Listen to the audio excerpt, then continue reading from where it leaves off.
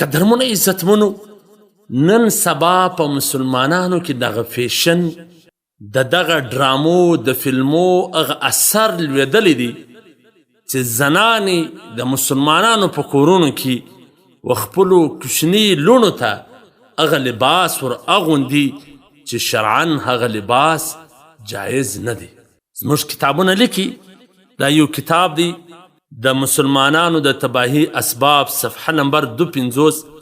هغه لیکلی دی چې کم لباس د غټانو دپاره د غټو ښځو دپاره جایز نه وي، هغه لباس هغه زنانې و د خپلو لوڼو کوچنیانو ته هم نسي ور د هغو دپاره هم حرام او ناجایز دی. نو دا کومې زنانې چې خپلې لوڼو ته داسې کپړې ور اغوندي چې د هغه لستوڼې نه وي یا تنګ لباس وي یا پتلون وي، وایي دا کوچنۍ ده دا کوچنۍ ده، دا شرعا جایز نه دي، دا حرام دي.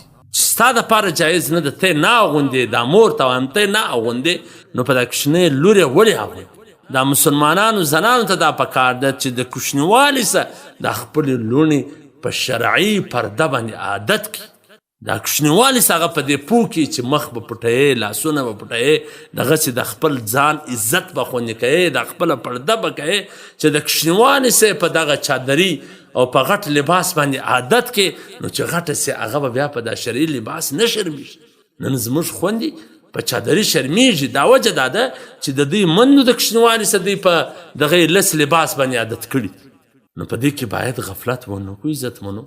دا باید هغه لوڼې چې هغه کوچنیانې دي هغو ته هم هغه لباس، هغه جامه، هغه کپړه ور وانغوندو، کومه جامه او کومه کپړه چې د مسلمانانو شان نه وي، هغه انګریزي لباس وي یا په فلمو ډرامو کې کتلی وي او دوی ور اغوندي. الله دې موږ ته هدایت وکړي.